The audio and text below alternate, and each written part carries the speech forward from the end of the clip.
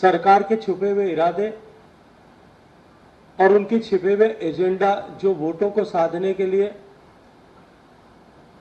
तुष्टीकरण के माध्यम से समाज का बंटवारा करने के उद्देश्य से जिस तरह से षड्यंत्र पूर्वक काम किए थे, उनकी हमने बार बार आप सबके सामने चर्चा की थी मित्रों। लेकिन जब कल में दौसा में जो घटना हुई उसके बाद में राजस्थान के लाखों लाखों लोग आज द्रवित हैं, दुखी हैं, उनका हृदय चीख चीख करके रो रहा है।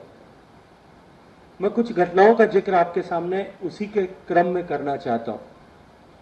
कल दौसा में कालाखो में एक पुजारी को उसके घर के बाहर अपराधियों ने पीट पीट करके दर्दनाक तरीके से उसकी हत्या की।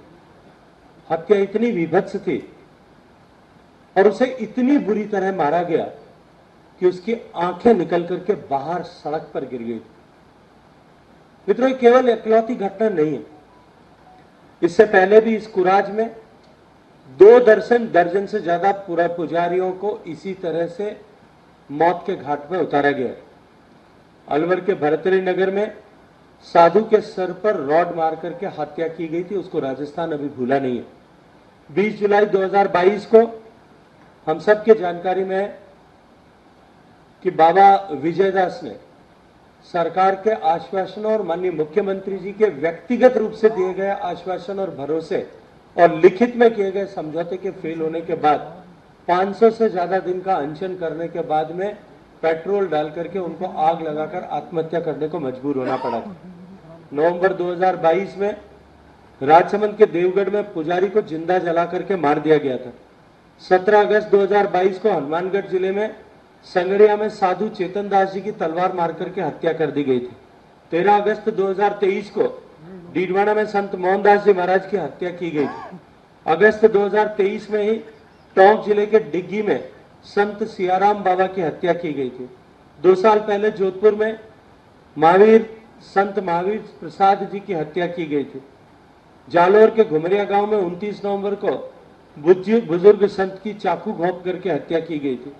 फरवरी 2021 में दौसा के महुआ में शंभू पुजारी जी को जिंदा जला करके मार डाला गया था। जून 2022 में बूंदी में पुजारी विवेकानंद की हत्या की गई थी।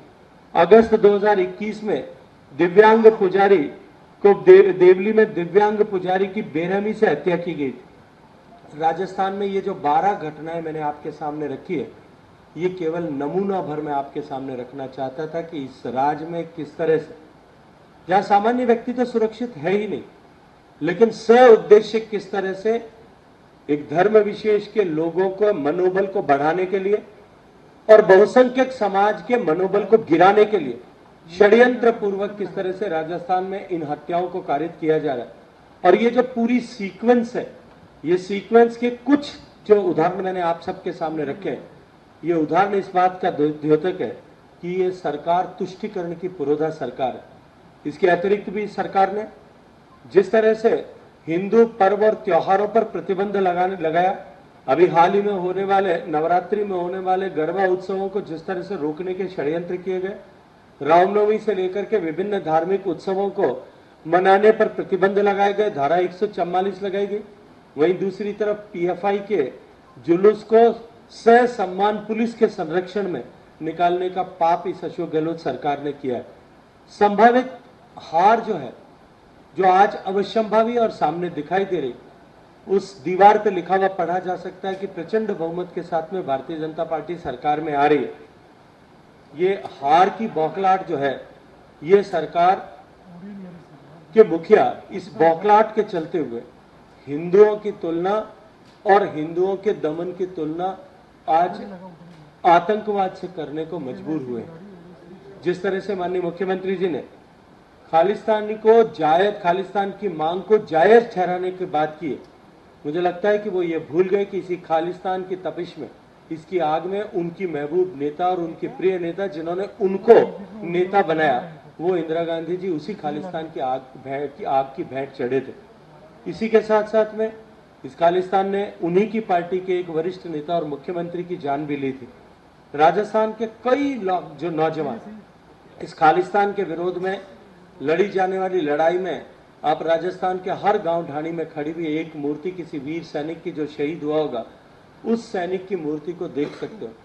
अशोक गहलोत साहब ने ये जो गैर जिम्मेदाराना तुलना करते हुए बयान दिया है, ये बयान देकर के उन्होंने हजारों ऐसे लोग जो उस खालिस्तान के विरुद्ध संघर्ष में कालकवलित हुए, हजारों ऐसे लोग जो आतंकवादियों के द्वारा निरीह लोगों को हत्या की गई, उन लोगों के परिजनों और परिवारजनों के दुखते हुए घाव पर एक बार तेजाब डालने का पाप इस अशोक गहलोत ने किया है। राजस्थान में मुख्यमंत्री निराश हैं, हताश हैं, दुखी हैं और अपनी पार्टी के आपसी द्वंद्व के चलते हुए जिस तरह के हालात उनकी पार्टी में बने हुए, ऊपर दिखाने को समझौता हुआ है लेकिन आंतरिक हालात जिस तरह के बने हुए, और राजस्थान में जिस तरह के हालात पिछले 5 साल में इस राज्य में देखे, राजस्थान का युवा परेशान है। आज ही के दिन आप लोगों के पास में सूचना आई होगी कि डीडवाना में किस तरह से एक और गैंगरेप की घटना हुई है। आज राजस्थान को रेप कैपिटल बनाने का पाप इस अशोक गहलोत सरकार ने किया और निरंतर अपनी विफलता को छुपाने के लिए जिस तरह से महिलाओं के प्रति होने वाले इन अपराधों की घटनाओं पर उदासीनता व्यक्त की, उसके कारण से ऐसे अपराधियों के हौसले बुलंद हुए। ठीक उसी तरह से राजस्थान में निर्दोष लोगों की हत्याएं जिस तरह से हो रही, मैं आज प्रश्न करना चाहता हूं, जयपुर में एक रोड रेज की घटना हुई और उस रोड रेज की घटना पर आनंद फानन में अपीजमेंट का उदाहरण प्रस्तुत करते हुए मुख्यमंत्री जी ने 50 लाख रुपए की सहायता की घोषणा करके तुरंत उसका ट्वीट किया। ये 12 पुजारी जिनकी नाम मैंने आपके सामने रखे हैं, ऐसे अनेक नाम मैं आपके सामने चर्चा में ला सकता हूं, लेकिन इन 12 पुजारियों को कुल मिलाकर के कितना पैसा मुआवजे में दिया गया, आज राजस्थान के 60 करोड़ लोग मुख्यमंत्री से ये प्रश्न करना चाहते हैं। राजस्थान में उन सारे निर्दोष लोग, जो 7000 से ज्यादा निर्दोष लोग हैं, जिनके गैंगवार्स के चलते हुए सरेआम गोलियों से भून करके हत्याएं कर दी गई, मैं आज आप इस पत्रकार वार्ता में भरे हुए हृदय से आप सबसे एक प्रश्न पूछना चाहता हूं, आपके माध्यम से इस सरकार से एक प्रश्न पूछना चाहता हूं। जब राजू ठेहट की सीकर में हत्या हुई और उस गैंगवार में एक निरीह आदमी जो अपनी बेटी की फीस जमा कराने के लिए वहां गया था, उस निरपराध व्यक्ति को गोली मार दी गई।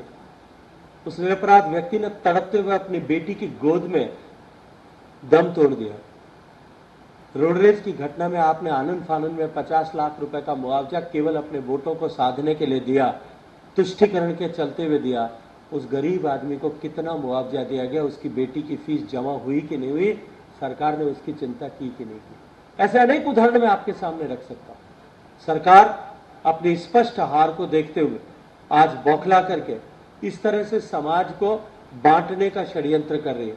ये सदी की सबसे भ्रष्टाचारी सरकार, ये आजादी के बाद की सबसे ज्यादा भ्रष्ट सरकार अब अपने काले कारनामों को छुपाने के लिए अनर्गल बयान देकर के अपनी हार और अपने मुंह पर छिपी हुई इस अपने सामने दिखती हुई हार और अपने मुंह पर छिपी हुई इस कालिक को छुपाना चाहती है। उल्टे सीधे बयान देकर के मीडिया में जो है बिना किसी आधार पर के टिप्पणियां करके माननीय मुख्यमंत्री जी इन सब विषयों से बच निकलने का असफल प्रयत्न करते हैं। राजस्थान की जनता आज इस कांग्रेस सरकार से जवाब मांग रही है और अब आने वाले चुनाव में ये जवाब लेकर के रहेगी, और जवाब अगर नहीं दिया तो मुख्यमंत्री जी को टके सा जवाब देकर के अब की सत्ता की इस कुर्सी से उतार करके एक ऐतिहासिक बहुमत के साथ में भारतीय जनता पार्टी की सरकार बनाएगी। आप सब मित्रों का बहुत सारा धन्यवाद, अभिनंदन। हाँ, मनीष भाई।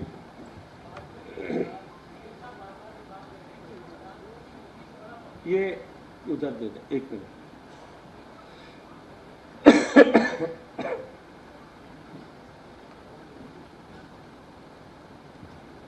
सर, ये सीएम साहब हर जगह बोल रहे हैं कि मैं प्रधानमंत्री मोदी से बड़ा फकीर हूं, ना मेरे पास जमीन है ना मेरे पास घर है। बार बार ये फकीरी का स्पष्टीकरण क्यों दे रहे हैं, आपको क्या लगता है? देखिए, आपने कभी किसी देश दुनिया में जो भी कोई संत हुआ होगा, फकीर हुआ होगा, उसने कभी अपने आप को अपने मुंह से मैं बड़ा फकीर हूं ऐसा नहीं सुना होगा। ये ढोंगी लोग जो फकीरी का लबादा ओढ़ करके भ्रष्ट आचरण और व्यवहार करते हैं और दोहरा जीवन जीते हैं, उन लोगों को अपने स्पष्टीकरण देने के लिए इस तरह के जो है अनर्गल बयान देना उनकी मजबूरी होती है। देव जी, गजेंद्र जी, आपको अगर पार्टी कहती है कि आप विधानसभा चुनाव में उतरें तो क्या आप चुनाव में उतरकर जोधपुर के सरदारपुरा या कहीं और से कांग्रेस को कड़ी चुनौती देना चाहेंगे? मुझे लगता है कि मैं यथेष्ट बार इस प्रश्न का उत्तर दे चुका हूं। भारतीय जनता पार्टी की यह परंपरा नहीं है कि भारतीय जनता पार्टी में कार्यकर्ता खुद तय करे कि मुझे कहां से चुनाव लड़ना है या कहां जाकर के चुनाव लड़ना है या नहीं लड़ना है। कम से कम मैं तो जिस विचार परिवार से आता हूं, जहां मैंने शिक्षण प्रशिक्षण प्राप्त किया है, वहां व्यक्ति किस उत्तरदायित्व के साथ में काम करेगा, किस दायित्व के साथ में काम करेगा, ये व्यक्ति तय नहीं करता, संगठन तय करता है। संगठन निर्णय करेगा, जो निर्णय करेगा। और मैंने तो इससे आगे बढ़कर के भी कई बार कहा है कि मैं जब राजनीतिक क्षेत्र में भेजा गया, उसके बाद में आज भी अगर मेरा संगठन और मेरा परिवार ये तय करता है, मेरे वरिष्ठ जन बैठ करके ये तय करते हैं कि मुझे राजनीतिक क्षेत्र के बजाय किसी और क्षेत्र में जाकर के अधिक उपयोगी रूप में काम करना है, तो मैं तो सहर्ष उसके लिए भी तैयार हूं। आशीष जी, उमर अमर उजाला। आशीष जी को माइक दे दो यार, मुख्यमंत्री जी की बात कर रहे हैं तो थोड़ा जोर से आनी चाहिए। मंत्री जी, मुख्यमंत्री जी ये कह रहे हैं कि जो राजस्थान में निरंतर ईडी सीबीआई की जो रेड्स हो रही हैं, वो भारतीय जनता पार्टी का हार की तरफ जो बौखलाहट है वो दर्शा रही है, पर कांग्रेस डरेगी नहीं इनसे। देखिए, जब पहली बार एसीबी ने कार्रवाई की थी, केस रजिस्टर किया था और उसके बाद में